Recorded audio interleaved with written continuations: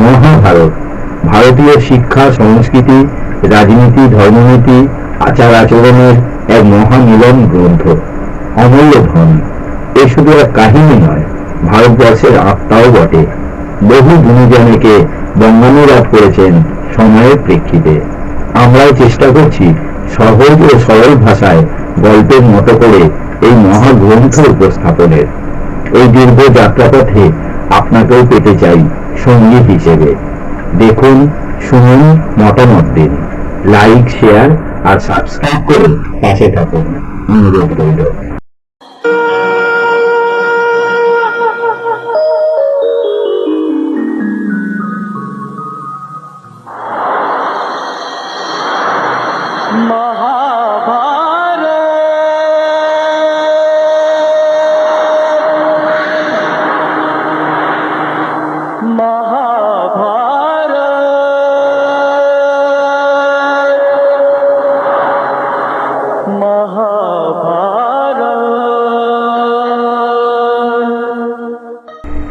দেবক রাজার কন্যা মহাধর্মপ্রাণা ও অতুল রূপসী পরাশরীর সঙ্গে বিদুরের বিবাহ দেন ভীষ্ম নিজে। পরাশরী ছিলেন শীল, সংযম ও জ্ঞানে অনন্যা। তার রূপ এতই অনন্য ছিল যে স্বর্গের বিদ্যাধরীরাও তার তুলনায় লজ্জিত হতেন। ভীষ্ম জানতেন বিদুরের মতো ধর্মজ্ঞ পুরুষের জন্য এমন এক সহচরী প্রয়োজন, যিনি একই সঙ্গে ধর্মপথের সঙ্গিনী, সংসারের আলোকবর্তিকা ও ভবিষ্যতের বংশ রক্ষার যোগ্য ধারক হবেন। এই বিবাহ ছিল সামাজিক বিধির সীমানা পেরিয়ে এক আত্মিক ও ধর্মভিত্তিক সংযোগ, যেখানে বর্ণ নয়, গুণই ছিল প্রধান মাপকাঠি। বিদুর ও পরাশরীর দাম্পত্য জীবন ছিল সৌহার্দ্য, শ্রদ্ধা ও মমতায় পূর্ণ। তাদের কোল আলো করে জন্ম নেয় একাধিক পুত্র ও কন্যা সন্তান, যারা ছিলেন পিতার মতোই নীতিসম্পন্ন, বিনয়ী ও জ্ঞান পরায়ণ। যদিও কুরু বংশের রাজসাক্ষ্যে তাদের নাম উঠে আসেনি, তবুও এই সন্তানেরাই বিদুরের নৈতিক উত্তরাধিকার বহন করে। পাণ্ডু অনেক তীর্থস্থানের পথে যাত্রা করেন। তাঁর যাত্রাপথে ছিল নাগশ্রেষ্ঠ, চৈত্ররথ, কালকূট, হিমালয়ের উত্তর পূর্বাঞ্চলের পবিত্র অঞ্চল, ইন্দ্রদুম্ন সরোবর এবং হংসকূট। এসব স্থান পেরিয়ে তিনি শতশৃঙ্গ পর্বতে তপস্যা শুরু করেন। সেখানে তার অনেক ঋষি মুনিদের সঙ্গে সখ্যতা গড়ে ওঠে। একদিন ঋষিরা বললেন, আজ আমরা এক মহাসভায় যাচ্ছি, যেখানে ব্রহ্মা নিজে উপস্থিত থাকবেন। পাণ্ডুও তাদের সঙ্গে যেতে চাইলেন, কিন্তু ঋষিরা বললেন এই দুর্গম যাত্রায় তাঁর দুই রানী অংশ নিতে পারবেন না, তাই তিনি একাই যেন যান। পাণ্ডু তাদের বললেন, আমি নিঃসন্তান, স্বর্গের দ্বার আমার জন্য বন্ধ, তাই স্ত্রীদের নিয়ে যাব ভেবেছিলাম। যজ্ঞ, তপস্যা ও ব্রহ্মচর্য দিয়ে আমি অনেক পাপমুক্ত হয়েছি, কিন্তু সন্তানের জন্ম না হওয়ায় এখনো পূর্বপুরুষদের ঋণ থেকে মুক্ত হতে পারিনি। আপনারা এমন কোনো উপায় বলুন যাতে আমার সন্তান হতে পারে। ঋষিরা তাকে আশ্বস্ত করে বললেন, রাজন, আমরা ভবিষ্যৎবাণী করছি, তুমি দেবতুল্য পুত্র লাভ করবে। নিঃসঙ্গ এক সন্ধ্যায় পাণ্ডু কুন্তির কাছে নিজ বেদনার কথা উজাড় করে বললেন, তুমি ঋষিদের ভবিষ্যৎবাণী শুনেছ, তা তো মিথ্যা হওয়ার নয়।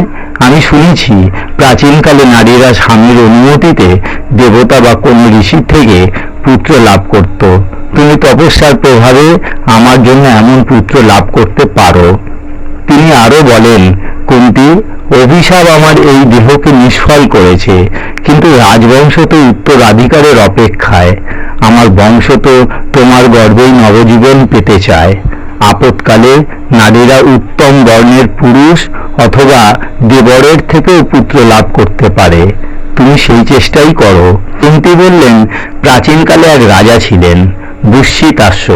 তিনি যক্ষারোগে অকাল মৃত্যু বরণ করেন, কিন্তু তার প্রিয় মহিষী ভদ্রা মৃত স্বামীর সঙ্গে সঙ্গমে এক পুত্রের জন্ম দিয়েছিলেন।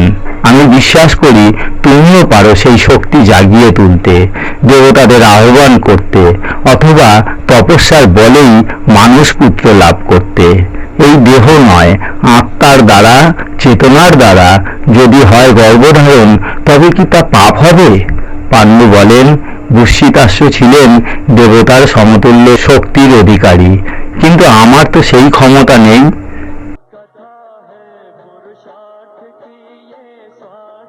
নিঃশব্দ সন্ধ্যার স্নিগ্ধ আলোয়, আশ্রমের বাতাসে ধূপের গন্ধ আর দূরের ঝর্ণার ধ্বনি মিশে পাণ্ডু এক নিশ্চিম বিষণ্ণতায় কুন্তীর দিকে তাকিয়ে বললেন, আমি প্রাচীন ধর্মতত্ত্ব বলছি শোনো কুন্তী। সেই কালের নারীরা আজকের মতো আবদ্ধ ছিল না, তারা স্বাধীন ছিল, মন চাইলে স্বামী ত্যাগ করত, অপর পুরুষের সঙ্গে মিলনে প্রবৃত্ত হতো। এতে কোনো পাপ ছিল না, কারণ সেই ধর্মই ছিল তখন শুদ্ধ ও সনাতন। আজও উত্তর কুরু দেশে সেই প্রথা চলে, এদেশেও তা অনেককাল পর্যন্ত প্রচলিত ছিল। মহর্ষি উদ্দালকের এক পুত্র ছিল, তার নাম শ্বেতকেতু। একদিন শ্বেতকেতুর সম্মুখেই এক ব্রাহ্মণের সঙ্গে চলে গেলেন তার মাতা। শ্বেতকেতু বিস্ময়ে থমকে দাঁড়ালেন, ক্রুদ্ধ হয়ে প্রশ্ন করলেন, এ কেমন ধর্ম? তখন উদ্দালক বললেন, পুত্র, দুঃখ করো না, এটাই আমাদের সনাতন ধর্ম। এ প্রথা চিরাচরিত, এই ধর্মই আমাদের পূর্বপুরুষেরা মেনে এসেছেন। নারী পৃথিবীতে গাভীর মতো স্বাধীন। কিন্তু শ্বেতকেতু রুষ্ট হয়ে বললেন, আজ থেকে আমি এক নতুন নীতি স্থাপন করব।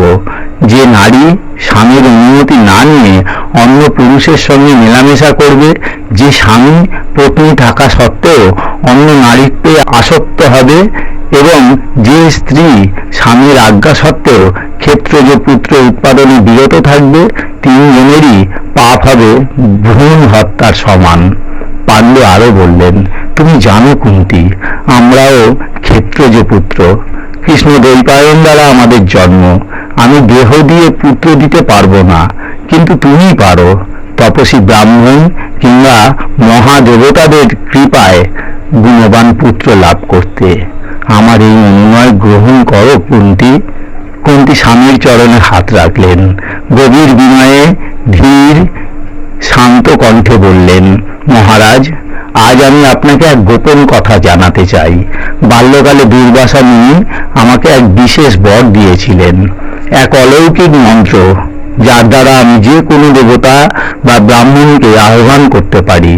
দেবতা আমার ডাকে সাড়া দিলে পুত্র তৎক্ষণাৎ জন্ম নেবে, কিন্তু যদি ব্রাহ্মণ হন তবে সময় লাগবে কিছু।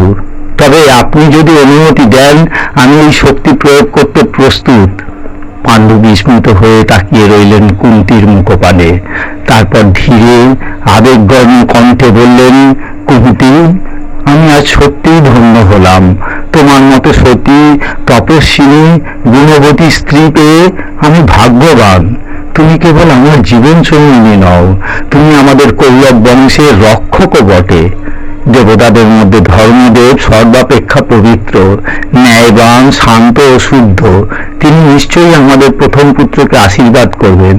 আজই তুমি তাকে আহ্বান করো। এই সময় গান্ধারী 1 বছর ধরে গর্ভবতী ছিলেন। তার মধ্যেই কুন্তী মন্ত্রের সাহায্যে ধর্মরাজকে আহ্বান করেন। ধর্মের আশীর্বাদে তিনি এক পুত্র সন্তানের জন্ম দেন, যার নাম রাখা হয় যুধিষ্ঠির। তখন আকাশবাণীতে বলা হয়, এই পুত্র হবে সত্যনিষ্ঠ, ন্যায়পরায়ণ। সেই পুত্রই একদিন এই পৃথিবী শাসন করবে। এরপর পাণ্ডুর অনুরোধে কুন্তী বায়ু ও ইন্দ্র দেবতাকে আহ্বান করেন।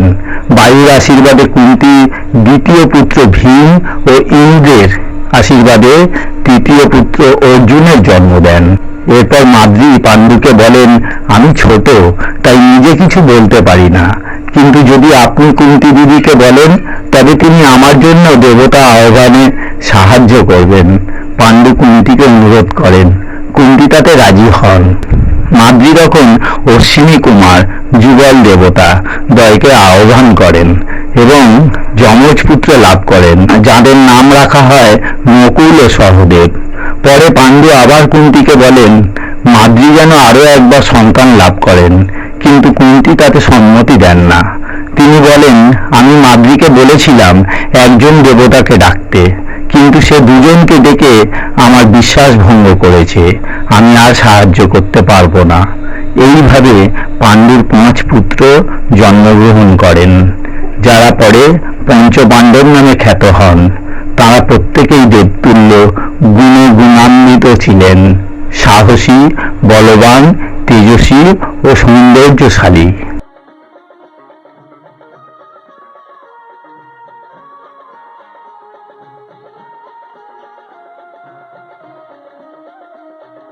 भारत की है कहानी सदियों से ही